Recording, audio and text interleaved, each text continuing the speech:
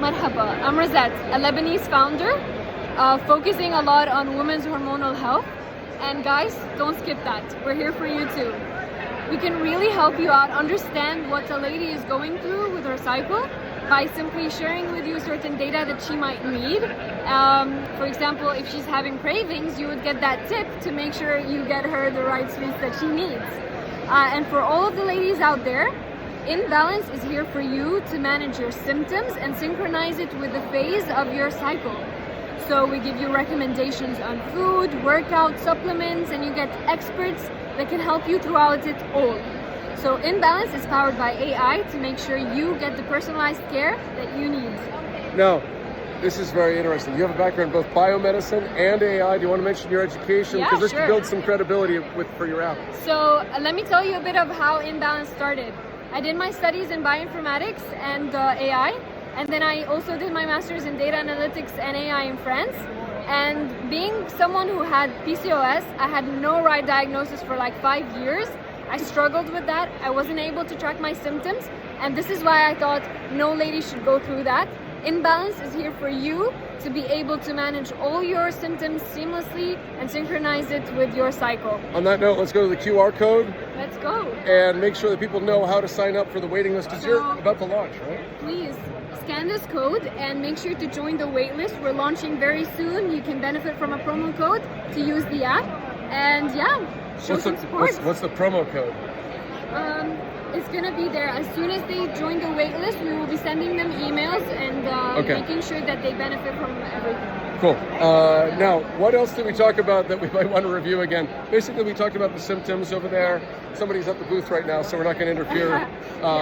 Anything else that you want to share? The greatest challenge in founding? I mean, you're based in Beirut. Yeah. Most people think war zone, Yeah. Economic disaster, currency going down in value.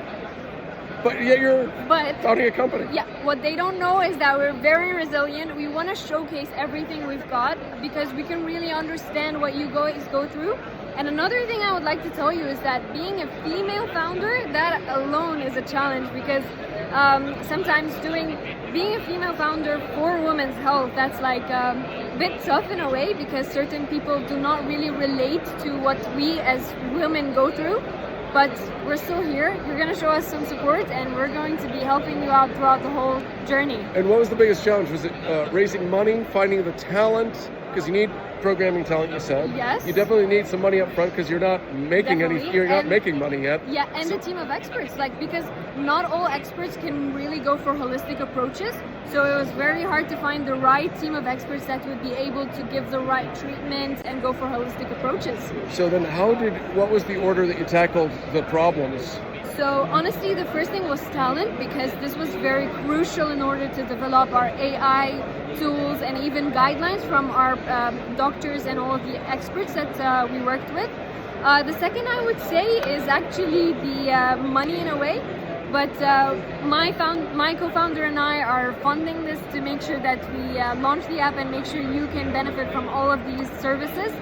And So you have a co-founder? Yes, true. Okay. Are they here? Yeah. You're the co-founder. Yeah. You helped before. Oh my. Well, it is good to have a woman pitch, a woman's primarily focused. But you're the co-founder. Yeah. So what made you passionate about this problem? To be honest, I'm professionally a chemical engineer, but since I was young, I was too much into diets and nutrition. Okay. And basically, I know her very personally, and then I've known the pain she's been going through. I work a lot with women also on nutrition and also as a personal trainer. And I did realize that actually the needs of a woman is completely different from men. Yeah. And the more I work with women, I realized all the nutrition, all the exercising are all recommended and based for men, and sometimes it actually works against women. So when I came to bring together also my love for working with data and the nutrition and the exercise and personal stories of the pain of hormonal imbalances, it really dragged me into this is something I can bring all these things together where it can really make a change. What's the founder's story here in terms of the sequence of you guys meeting? You guys knew each other? And at which point did it become clear we're going to start a company together? Okay, so Actually, we're siblings. He's been through my whole journey with hormonal imbalances, and the support I needed was an example of what ladies should really have, because I was able to discuss all of my symptoms with my brother, even though he had not experienced any of that. And this was kind of one of the ideas why we really do need the support system, and how we're coming up with the services that you guys will need. This is so interesting. Okay, so brother, sister. I thought the last names looked similar. I wasn't sure. So, somebody decided when we were doing passports, like with the English translation, somebody decided to spell them differently, but we are brother and sister. That's hilarious. Okay, so it was a passport typo. Yeah. That you It's ended not up. a typo. I think at some point somewhere maybe we couldn't just say how we wanted our families to be translated, because it's originally written in Arabic. Okay. So I mean, there's an age difference. At some point, I got the HISSY, she got the HESSE. So And it was a few years separate, I guess. Yeah. And that could explain the difference in. Yes. All right, back on point here. So you guys, you have known each other a long time. That's also why you knew personal details. yes. And how long ago? Who suggested let's build an app with AI power to give personalized recommendations? Whose idea? Who first said that? I would say it's her idea. I mean, we always dreamt about working together. We all thought it was a good idea, and then we know each other very well. Okay. But it actually came from her, and then I was very happy to be on board. All right, a critical question now. What I keep hearing is that whenever you have a female founder, there's all kinds of little either microaggressions or more obvious moments of disrespect. Yes. Where from guys that ask, "Can I talk to the real CEO?" or words to that effect. Yeah. Is that your experience, or is Beirut actually much more enlightened maybe than some places? Honestly, throughout my whole experience, I still get a lot of support, whether it was in Europe and even in Beirut.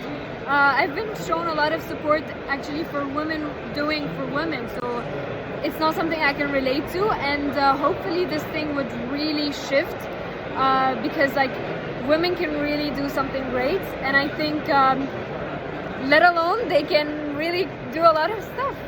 Yeah. And what's your observation? This is your sister working on something. You've been working for a few years. What do you think? Is it a factor that being a female founder? Because it sounds like you don't think it has been a dramatic. Yeah, You think you've got a lot of support. Yeah. What's your observation? My observation is, to be honest, today is the era where women are being empowered and where women are being supported. And I think, like the questions you're asking is to highlight the issue that actually we had. Yeah. And I think in today's world this is shifting, and actually it's the right time for a woman to flourish and take advantage of actually the environments that are there for her to shine. So I think it's working. So if that's not the big dramatic challenge, if you guys have been on a hero's journey and there have been moments, have there been moments where you're like, oh my God, we have a real hard problem where, I don't see how we're going to get around this challenge? If it wasn't the whole being female founder thing, then what was it? Was it getting investors? Was it getting the expertise? What's been your biggest challenge? Or was it something about Beirut? Yeah, exactly. So we've been facing a lot of issues in Beirut as the war. However, this was very hard because we really thought that this could be a setback for people not to show a lot of, interest in the application, because a lot of people are considering survival, and this is kind of like something that is not on the top list. However, what we have seen was that a lot of the ladies in Beirut and in Lebanon were very happy to use our app, and although this was a challenging experience, it's allowed us to understand what kind of setbacks we might go through and how we are supposed to deal with these kind of setbacks. Okay, so that was the biggest challenge, and you found out that despite some people being more in a survival mode, they still wanted this. Yes, definitely, because they understand the importance of it, and especially all the stress that they had.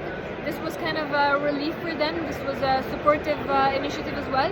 We had a lot of initiatives done for them to help them psychologically and make sure they benefit from a lot of our free services. And this thing, I believe, also shows a bit of support that we can give to the patients, as well as how they also support us. Anything else that you guys want to share? Maybe your biggest lesson that you learned about anything about being an entrepreneur? Well, I believe that every entrepreneur should dare to dream. I get a lot of feedback like, aren't you like other tracking apps? And believing in myself, understanding what unique propositions I am giving, this alone is allowing me to exhibit today at Vivatech and basically launch my idea and basically get a lot of good feedback. Biggest lesson you've learned, sir? Just keep going. I think when we started, basically the ideas were changing a lot, and then what I learned also from my other entrepreneur friends, you only have to pivot, and you need to know when to let an idea go or just change it, but stay in there. Just dig in. And any final thoughts? We just want to thank you for interviewing us, and I'll be waiting for all of you to join the waitlist. I think on the question on the Lebanese communities and supporting ladies, I would say also we thank the Lebanese people who actually gave us the opportunity to be here and organize this, and talking to you here. And maybe we'll close on this. The title of my video channels and my book series is Extreme Entrepreneurship. Okay. Do you guys feel like you are extreme entrepreneurs, or that your environment has been extreme? Yeah, I mean the environment sometimes can be extreme, but as Lebanese you normalize to it, actually you adapt to it and you live. And I think Lebanese people are very proud about being resilient and adapting and trying and finding solutions. That could help in the, let's say, entrepreneurship journey, but I'll let you know how extreme it is once we make it. That's actually a very wise answer. You guys don't feel like you're there yet. You're going to need, when will you feel like this has succeeded? When you finally hit a certain number of clients, when you are don't need investors or support, when you're financially sustainable, will that be success for you? And I also believe it would really rely on patients' feedbacks, understanding the impact that we do. Like if we really help a lot of patients with manage their symptoms and their health, this alone would be a rewarding achievement, because we're here for the impact as well, and we want to help as much ladies as we can. And you do intend to scale to the world one day? Of course, with your support, and yeah, we're all over. Okay, good. I think we're going to wrap up. We're going to say masalam. Masalam. Masalam from the Lebanese Pavilion. I'm going to walk over and show the QR code. Yeah, sure.